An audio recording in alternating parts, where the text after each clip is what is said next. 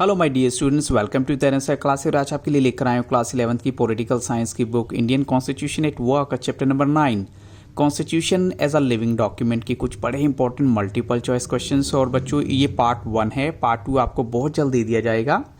और first question में आपको देखना है बच्चों क्या बताया गया है कि how many constitutions did Soviet union have till 1991, यानी 1991 तक अगर हम बात करें कॉन्स्टिट्यूशंस की तो सोवियत यूनियन के कितने कॉन्स्टिट्यूशंस थे या उनको जो है चेंज किया जा चुका था, उनमें चेंजेस लाए जा चुके थे। तो हम कह सकते हैं कि टोटल नंबर 2 है, 3 है, 4 है या फिर 5 है। तो बच्चों यहाँ पर करेक्ट आंसर है कि सोवियत यूनियन के 4 कॉन्स्टिट्यूशंस थे टिल 1991 तक। अब चलते हैं क्वेश्चन नंबर 2 के लिए। What happen to the Soviet Union in 1991? 1991 में सोवियत यूनियन के साथ क्या हुआ था? ऑप्शन आपके सामने है। The rule of the communist party came to an end, Soviet Union disintegrated, और बोथ ए एंड बी दोनों यहाँ पर एक्सेप्ट होनी चाहिए।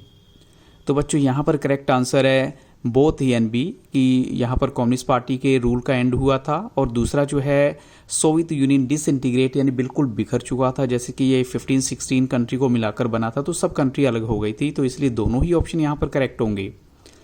Question number 3, when did the newly formed Russian federation adopt a new constitution? यानी कब जो है जो नई एक हुई थी रशियन फेडरेशन फॉर्म हुई थी, उन्होंने अपना नया कॉन्स्टिट्यूशन बनाया था। तो ऑप्शन आपके सामने है इन 1993, इन 1995, इन 1996 और इन 1997। तो बच्चों यहाँ पर करेक्ट आंसर है ऑप्शन ए, 1993 में जो है उन्होंने अपना नया कॉन्स्टिट्यूशन जो है अडॉप्ट किया था। क्वेश्चन 4 है when was the constitution of India adopted? यानी इंडिया का कॉन्स्टिट्यूशन कब अडॉप्ट किया गया? तो ऑप्शन आपके सामने है on 26 January 1950, on 26 November 1949, on 26 October 1948, on 25 नवंबर 1949। तो बच्चों यहाँ पर करेक्ट आंसर क्या होना चाहिए? ये जब इंडिया का कॉन्स्टिट्यूशन अडॉप्ट किया गया था तो यहाँ पर राइट आंसर है ऑप्शन बी, ऑन 26 नवंबर 1949, यानी तब अडॉप्ट किया गया। लेकिन फोर्स में कब आता है वो 26 जनवरी 1950 को हम कहेंगे। अब चलते हैं क्वेश्चन 5 के लिए। When was the Indian constitution formally implemented? अब उसको फॉर्मली कब इम्प्लीमेंट किया गया फॉर्मल वे से? तो ऑप्शन आपके सामने है on 26 January 1950, on 26 November 1949, on 26 October 1948, on 25 नवंबर 1949। तो बच्चों यहाँ पर करेक्ट आंसर क्या होना चाहिए? अगर आपने पीछे वाला क्वेश्चन ध्यान से सुना तो यहाँ राइट आंसर है, क्योंकि इम्प्लीमेंट होने की बात हो रही थी। Option A will be right answer on 26 January 1950। अब चलते हैं क्वेश्चन नंबर 6 के लिए। Which constitution can be called the period of the first French Republic?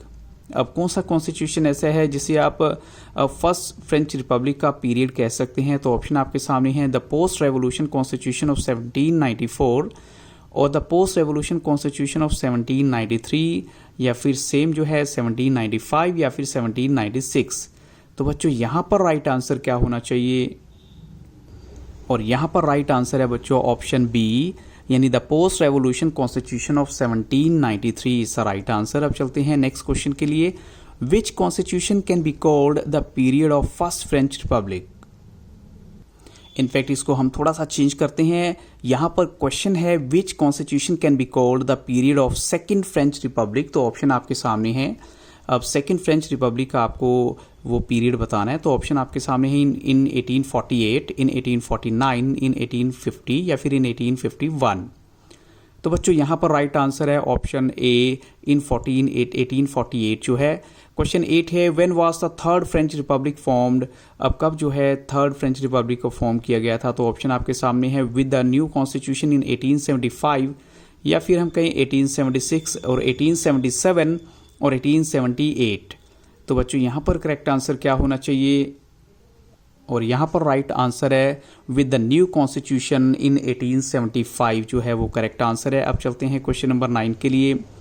When was the fourth constitution of the French Republic come into being? यानी fourth constitution जो है French republic का कब पावर में आया था? तो ऑप्शन आपके सामने है इन 1947, 1948, 1946, 1950। तो बच्चों यहाँ पर करेक्ट आंसर क्या है? जो हम बात कर रहे हैं fourth constitution of French Republic की, तो करेक्ट आंसर है ऑप्शन सी 1946 में।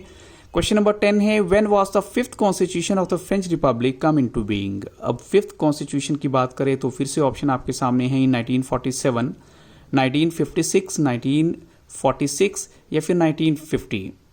तो बच्चों यहाँ पर करेक्ट आंसर क्या होगा? ऑफ कोर्स ओनली थोड़ा सा चेंज है, option B is the right answer, 1956 जो है। Question number 11 what have shown maturity and flexibility in implementing the constitution, यानी ऐसी क्या चीज़ है जिससे हम जज कर सकते हैं कि थोड़ी सी मैच्योरिटी भी और फ्लेक्सिबिलिटी नज़र आई है जब हमने कॉन्स्टिट्यूशन को इम्प्लीमेंट किया है। तो ऑप्शन आपके सामने है पॉलिटिकल प्रैक्टिस ने, जुडिशियल रूलिंग्स ने, या फिर हम कहें बोथ एंड भी, दोनों यहाँ पर करेक्ट होंगे। तो बच्चों ऑफ कोर्स राइट आंसर है ऑप्शन सी, पॉलिटिकल प्रैक्टिस और जुडिशियल रूलिंग्स जो हैं ये इस बात की तरफ इशारा करते हैं कि जो कॉन्स्टिट्यूशन को इम्प्लीमेंट करने में हमने मैच्योरिटी और फ्लेक्सिबिलिटी दोनों ही दिखाई हैं। अब चलते हैं क्वेश्चन नंबर 12 के लिए। The Indian constitution is based on which approach, यानी इंडियन कॉन्स्टिट्यूशन जो है किस अप्रोच पर बेस्ड है। तो ऑप्शन आपके सामने है that the Indian constitution is a sacred document, या कहीं that it is an instrument that may require changes from time to time, या फिर कहीं बोथ ए एंड बी, यहाँ दोनों एक्सेप्ट होनी चाहिए। तो बच्चों यहाँ पर भी फिर से करेक्ट आंसर क्या है? दोनों ही बातें जो हैं वो इस बात के लिए बोलती हैं कि इंडियन कॉन्स्टिट्यूशन की जो अप्रोच है वो दोनों में ही आती है, ऑप्शन ए एंड बी दोनों। अब चलते हैं क्वेश्चन 13 के लिए। Way statement is true about Indian constitution, Indian constitution के बारे में कौन सी स्टेटमेंट बिल्कुल सही है? It is not a static document, ऐसा नहीं है कि एक सिर्फ डॉक्यूमेंट है ये। It is not the final word about everything, या ये कहें कि ये भी जो है फाइनल वर्ड है हर चीज़ के लिए। इट इज़ नॉट अनअल्ट्रेबल, या हम कहें कि ये अल्ट्रेबल नहीं है। तो कौन सी जो ट्रू स्टेटमेंट आपको लगती है, या फिर ऑल ऑफ दीज, सभी की सभी बातें जो हैं वो इंडियन कॉन्स्टिट्यूशन के बारे में सही हैं? तो बच्चों सभी की सभी जहाँ पर ऑप्शन करेक्ट लग रहे हैं, all of these is right answer. अब चलते हैं क्वेश्चन नंबर 14 के लिए।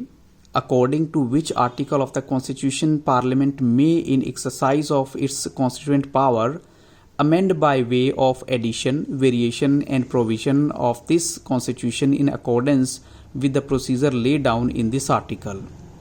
अब आपको सिर्फ वो आर्टिकल बतानी है कॉन्स्टिट्यूशन की जिसमें पार्लियामेंट के पास पावर होती है अपनी कॉन्स्टिट्यूएंट पावर, और वो एडिशन, वेरिएशन या प्रोविजन ऑफ दिस कॉन्स्टिट्यूशन जो है उसको मिला हुआ है, उसके अकॉर्डिंग कुछ ना कुछ वो चेंज कर देते हैं। तो ऑप्शन आपके सामने है आर्टिकल 369, आर्टिकल 368, आर्टिकल 377, या फिर हम कहें आर्टिकल 376।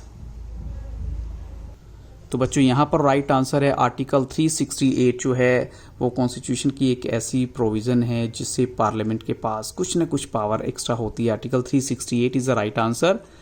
क्वेश्चन 15 है a constitution that can be easily changed और मॉडिफाइड इज कॉल्ड।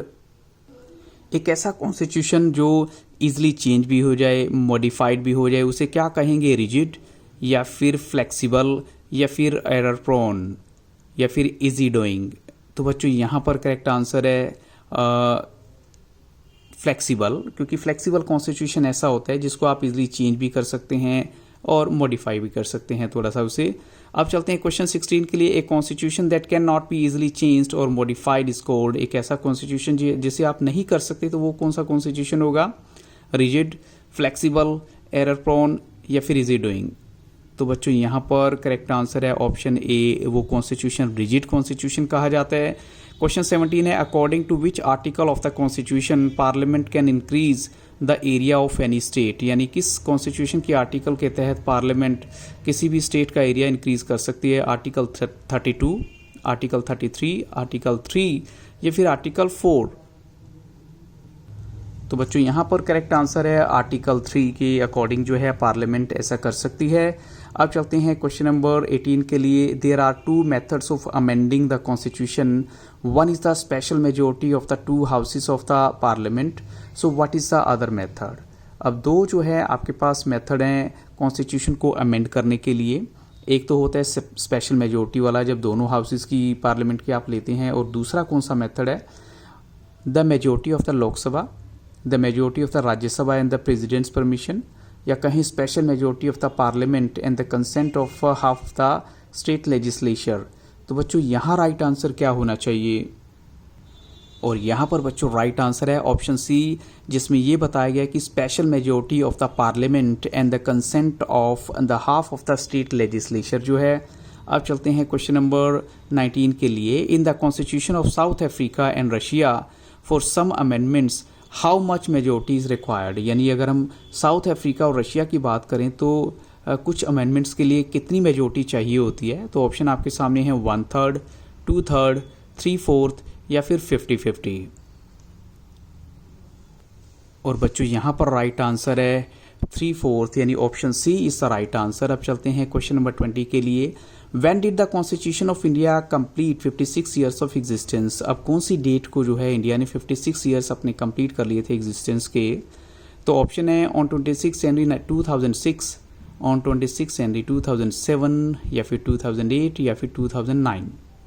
तो बच्चों यहाँ पर राइट आंसर क्या है, यहाँ पर राइट आंसर है ऑप्शन ए ऑन 26 जनवरी 2006 को। तो बच्चों यहाँ पर जो है इस पार्ट को मैं यहीं स्टॉप करूँगा, बट सेकंड पार्ट आपके लिए बहुत जल्द लेकर आऊँगा। So keep on watching Taran sir class. और अगर वीडियो आपको अच्छा लगा हो तो लाइक शेयर और सब्सक्राइब करना मत भूलिएगा, लेकिन मेरे चैनल की प्लेलिस्ट को ज़रूर विजिट कीजिएगा फॉर हिस्ट्री, इंग्लिश और कुछ दूसरे सब्जेक्ट्स की भी MCQs की वीडियो देखने के लिए। So have very nice day.